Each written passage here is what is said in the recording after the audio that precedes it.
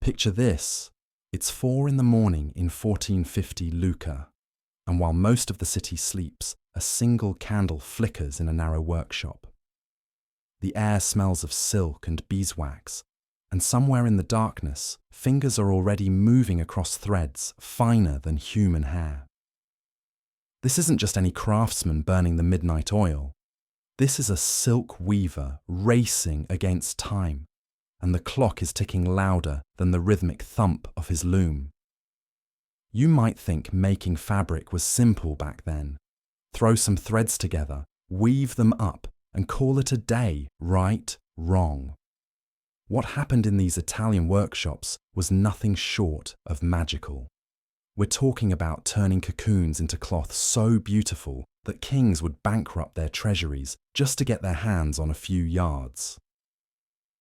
The process was so complex, so demanding, that it took years to master and a lifetime to perfect. Here's something that'll blow your mind.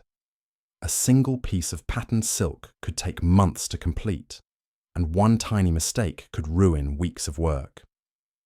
The margin for error was basically zero, because silk thread was worth more per pound than most people made in a year. Imagine trying to thread a needle while blindfolded, except the needle costs as much as a house and you've got about 50 of them to thread perfectly. That's the pressure these weavers lived with every single day. Before we dive deeper into this incredible world of Renaissance silk weaving, make sure to hit that subscribe button and give this video a like. And drop a comment letting me know what fascinates you most about these ancient crafts. I love hearing your thoughts on these forgotten skills that shaped our world. Trust me, by the end of this series, you'll never look at fabric the same way again.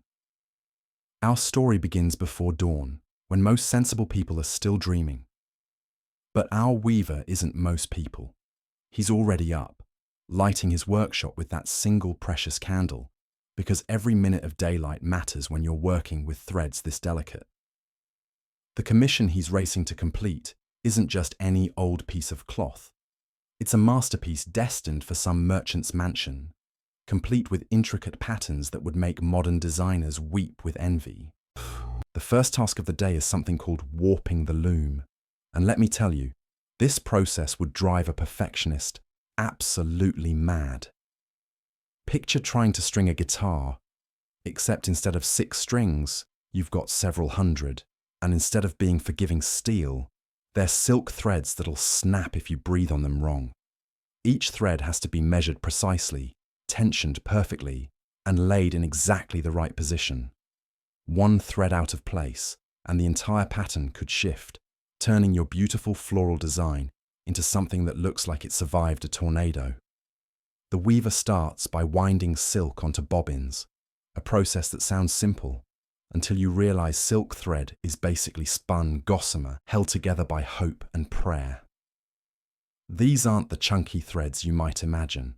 We're talking about strands so fine you can barely see them in candlelight. The skill required to handle them without breaking takes years to develop. Your hands need to be steady as a surgeon's, but also quick enough to keep up with the demanding pace of production. Threading the heddles comes next, and this is where things get really interesting. Heddles are basically tiny loops that control which threads go up and which go down with each pass of the shuttle. In a complex patterned fabric, you might have dozens of different heddles, each controlling a different part of the design.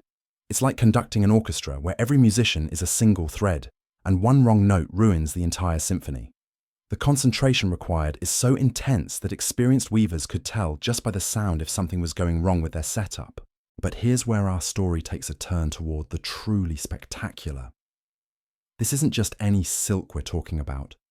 This is patterned silk, the kind with flowers and vines that seem to dance across the fabric. Creating these patterns required a secret weapon that most people have never heard of: the draw boy. Picture a kid, maybe 12 years old, scrambling up above the loom like some sort of textile monkey. His job was to pull specific pattern cords in exact sequences, controlling which threads appeared on the surface of the fabric at any given moment. The relationship between the weaver and his drawboy was like a dance choreographed by mathematics. The weaver would call out signals, sometimes verbal, sometimes just hand gestures, and the drawboy would respond by pulling the right chords. Get the timing wrong, and you'd have flowers with missing petals or vines that wandered off into nowhere. The level of coordination required was extraordinary, especially when you consider that both the weaver and the drawboy had to maintain this perfect rhythm for hours on end.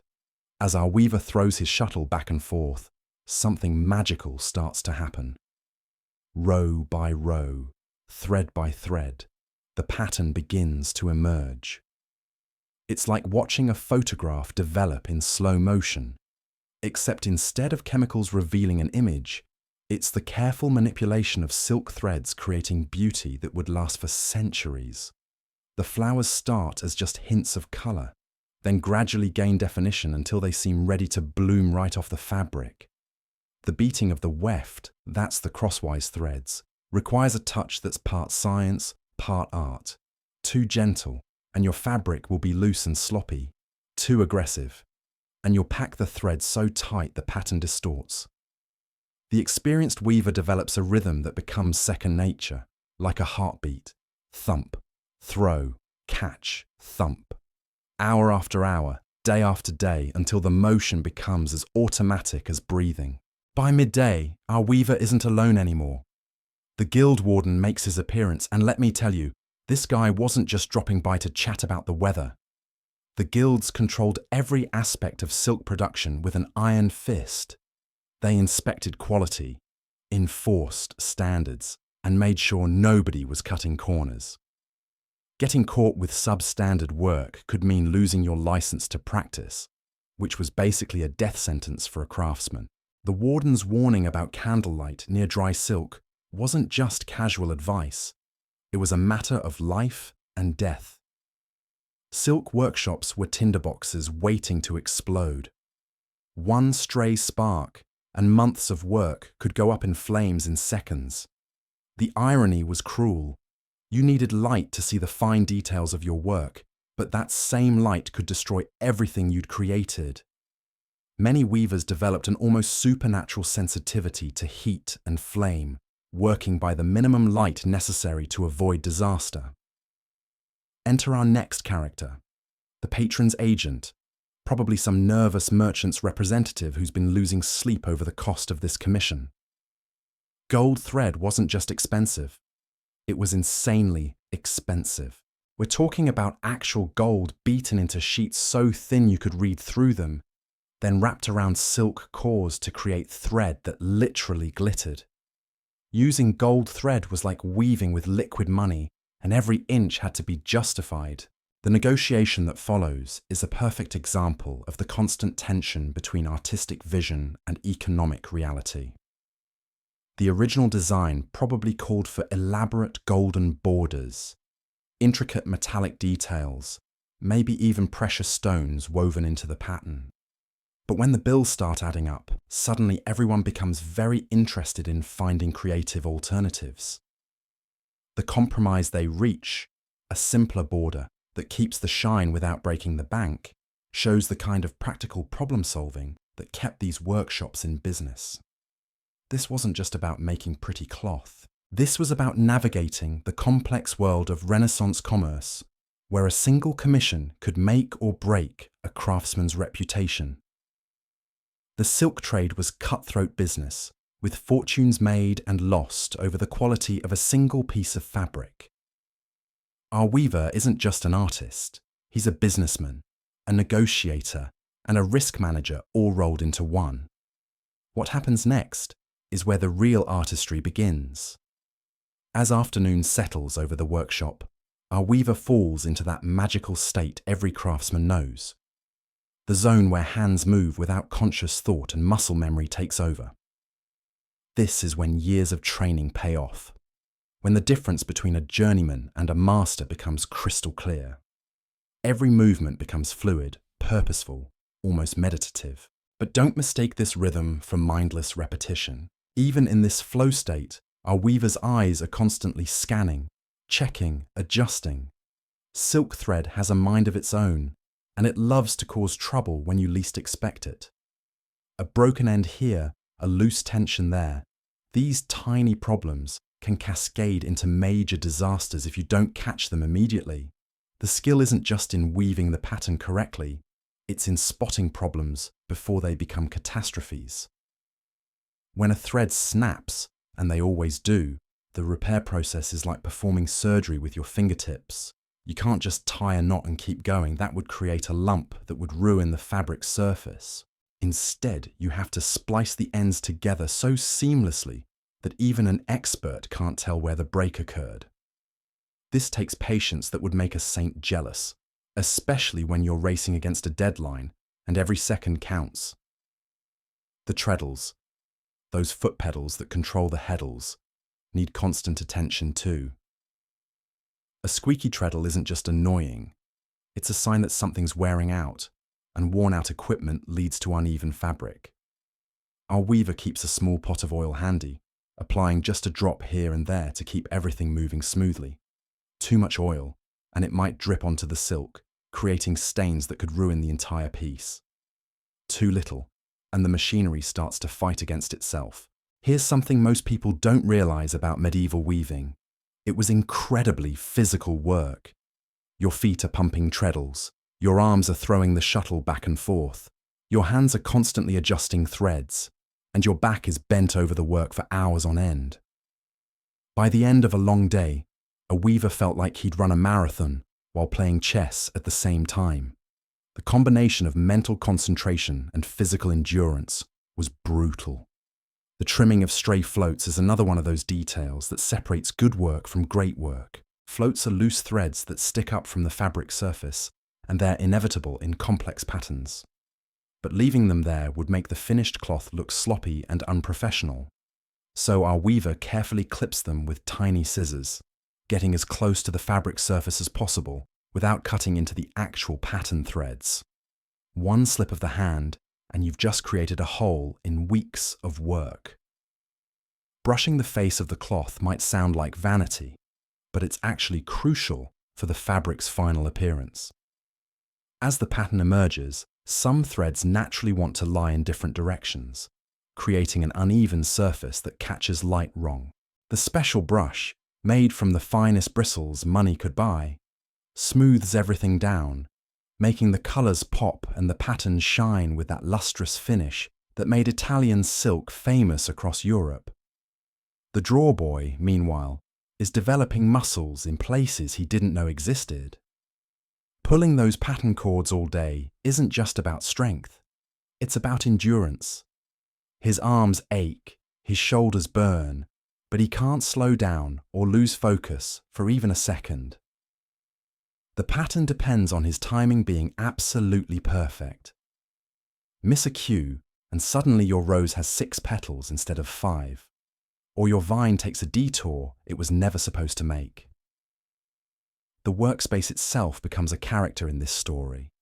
Silk dust floats in the afternoon light, creating an almost ethereal atmosphere. The smell of the fabric changes as the day progresses. Fresh silk has a clean, almost sweet scent, but as it's worked, it picks up hints of the oils from human hands, the wax from the candles, the leather from the equipment. By evening, the workshop has its own unique perfume that veteran weavers could identify blindfolded. Communication between the weaver and his drawer boy evolves throughout the day too. What started as verbal commands gradually becomes a system of subtle signals. A raised eyebrow, a slight nod, even just a change in breathing pattern. They develop their own language, born from shared concentration and mutual dependence. The drawer boy learns to anticipate the weaver's needs, sometimes pulling cords before he's even asked. The merchant's agent doesn't disappear after the morning negotiation. He hovers around the workshop like a nervous parent, checking progress, asking questions, generally making everyone's life more difficult. Every few hours, he peers over the weaver's shoulder, trying to estimate how much gold thread has been used, calculating costs in his head, probably wondering if he should have negotiated even harder on the price. But here's what makes this whole process truly remarkable. Despite all the pressure, all the complications, all the potential for disaster, our weaver never loses sight of the bigger picture. This isn't just about meeting a deadline or satisfying a client. This is about creating something beautiful that will outlast everyone in that workshop. The silk he's weaving today might still exist centuries later, displayed in a museum or treasured in some collector's private room. The quality standards these craftsmen held themselves to were insane by modern measures. Every thread had to be perfect. Every color had to match exactly. Every pattern repeat had to be identical to the last. There was no room for good enough in a world where your reputation could be destroyed by a single subpar piece. The pressure was enormous, but so was the pride that came with creating something truly exceptional. As the afternoon light starts to fade, our weaver faces the daily dilemma that plagued every silk workshop in Italy: when to stop working. Push too hard in poor light, and you risk making mistakes that could ruin everything. Stop too early, and you fall behind schedule, risking your deadline and your payment. The decision requires a delicate balance of ambition and wisdom that only comes with experience. The evening bell hasn't rung yet, but our weaver can feel time slipping away like silk through his fingers. His back aches from hunching over the loom all day, and his eyes burn from squinting at threads in the dim candlelight. But the pattern is starting to sing now. Those morning hours of tedious setup are paying off as flowers bloom across the fabric with each pass of the shuttle. Here's something that'll make your modern brain hurt. Measuring progress in medieval times wasn't as simple as checking your phone for the time. Our weaver uses something called an ell, roughly 45 inches, to track his daily output.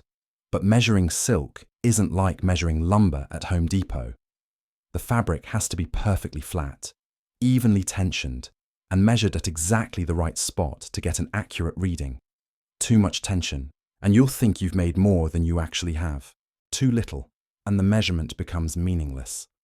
The wax stamp he uses to seal each day's work isn't just bureaucratic nonsense, it's his signature, his guarantee, his reputation pressed into warm wax. That little mark tells everyone who handles the fabric afterward exactly who created it and when.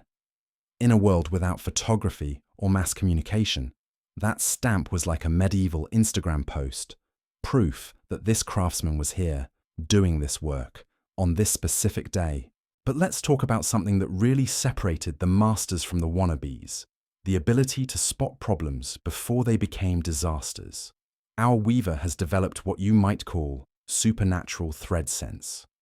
He can tell by the sound of the shuttle if the tension is off by even a fraction. The rhythm of the loom becomes like a heartbeat. Any irregularity sets off alarm bells in his head. When a thread starts to fray 3 passes before it actually breaks, he knows. When the pattern cord is about to slip, he senses it coming. The drawer boy up in his perch has his own set of problems to deal with. His hands are covered in tiny cuts from the rough pattern cords, and his arms shake from the constant pulling. But he's learning something invaluable: how patterns work from the inside out. Most people see the finished fabric and marvel at the design, but he understands the mechanical poetry behind every flower, every vine, every graceful curve. He's watching magic happen one thread at a time. What's really fascinating about this whole operation is how it mirrors the social structure of Renaissance Italy. The master weaver is like a small-town mayor, respected, responsible, but constantly answerable to higher authorities. The guild warden represents the establishment, making sure nobody rocks the boat too hard. The merchant's agent embodies the raw power of money, able to change artistic vision with a few worried words about cost. And the drawer boy, he's the future, learning the trade from the ground up, paying his dues in sore muscles and patient observation. The afternoon light streaming through the workshop windows creates its own drama. As the sun moves across the sky, shadows shift and change, revealing different aspects of the emerging pattern.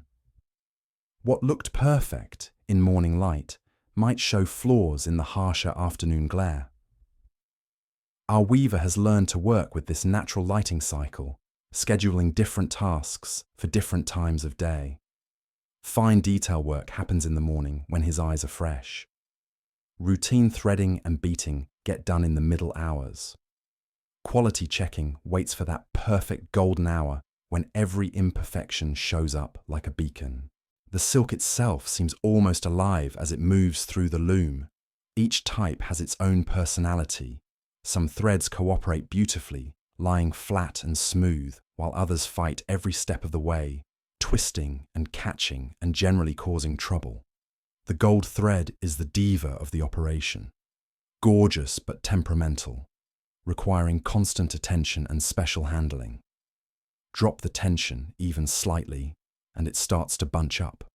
Pull too tight, and the gold coating can crack, turning your precious metallic thread into expensive garbage. Temperature control in the workshop is another constant battle. Too hot, and the silk becomes limp and difficult to handle. Too cold, and it gets brittle and prone to breaking. The weaver has to be part craftsman, part meteorologist, constantly adjusting his technique based on the day's weather. Humid days mean threads stick together more than usual. Dry days mean static electricity becomes the enemy, making individual threads jump around like they're trying to escape. The relationship between our weaver and his materials goes beyond simple craftsmanship. It's almost mystical. He can tell the quality of silk just by touching it, sensing the strength and character of individual fibers. Some batches of thread seem to want to become certain patterns, while others resist particular designs. It's like the raw materials have opinions about what they want to become, and the skilled craftsman learns to listen to these whispers. The economics of the operation are brutal and beautiful at the same time. Every inch of wasted thread represents money lost, time squandered, reputation damaged. But the pursuit of perfection demands a certain amount of waste. You can't make an omelette without breaking some eggs, and you can't create masterpiece silk without sacrificing some thread along the way. The trick is minimizing waste while maximizing beauty, a balance that takes years to master. As our story continues to unfold, the workshop becomes a microcosm of medieval life itself. The constant negotiation between artistic vision and economic reality, the delicate balance between tradition and innovation, the eternal struggle between human ambition and material limitations. Every thread tells a story, every pattern holds a dream, every finished piece represents a small victory against the chaos of an uncertain world. The guild system that governs all this activity isn't just about quality control, it's about preserving knowledge that took centuries to accumulate. The techniques our weaver uses were passed down from master to apprentice through generations, refined and perfected over decades of trial and error. Losing this knowledge would be like burning a library, except the books are written in thread and the words are woven into patterns that speak directly to the human soul. What makes this particular commission so special isn't just its beauty or complexity, it's the story it will carry forward. This piece of silk will outlive everyone in that workshop, becoming part of someone's family history, maybe eventually finding its way into a museum where future generations will marvel at the skill required to create it. Our weaver knows this, and it drives him to push beyond mere competence towards something approaching perfection. The day's rhythm continues, relentless as a metronome, beautiful as a song. Each pass of the shuttle adds another note to the melody. Each pull of the pattern cord contributes another brushstroke to the masterpiece. The fabric grows slowly but steadily, transforming from mere threads into something that transcends its humble origins. This is the magic of human creativity meeting technical skill, of patience rewarded with beauty, of ancient traditions adapted to serve eternal human needs. The workshop fills with the quiet intensity of focused work. No wasted motion, no unnecessary words, just the steady progression toward a goal that exists only in the weaver's mind and the patron's dreams. This is craftsmanship at its purest. The transformation of raw materials into art through nothing more than human skill, determination, and an almost supernatural attention to detail. The concentration in the workshop reaches an almost religious intensity as the afternoon wears on. Our weaver has found that perfect rhythm where conscious thought dissolves into pure muscle memory. His hands move across the threads like a pianist's fingers, dancing across keys, each motion precise and purposeful. The shuttle flies back and forth with mechanical perfection, but there's nothing mechanical about the decisions being made with each pass. Here's where things get really wild. The pattern emerging on this silk isn't following any written instructions. There are no charts, no diagrams, no step-by-step guides. The entire design exists only in our weaver's head, passed down through years of apprenticeship and refined through countless hours of practice. He's essentially composing music with thread, creating a visual symphony that will tell a story for generations to come. The drawboy above has developed his own supernatural sense of timing. He no longer waits for verbal commands. He can read the weaver's intentions through tiny shifts in posture, changes in breathing, even the slight pause before each shuttle throw. Their partnership has evolved into something that would make professional dancers jealous. One wrong move from either of them, and the entire pattern could collapse like a house of cards in an earthquake. But let's talk about something that'll blow your mind. The actual mathematics involved in creating these patterns. Each flower, each vine, each decorative element requires precise calculations about thread count, spacing, and color transitions. Our weaver is performing complex geometric calculations in his head while his hands never stop moving. It's like solving calculus problems while juggling flaming torches, except the torches are worth more than most people's annual income. The silk itself begins to take on personality as the pattern develops. Different areas of the fabric require different handling techniques.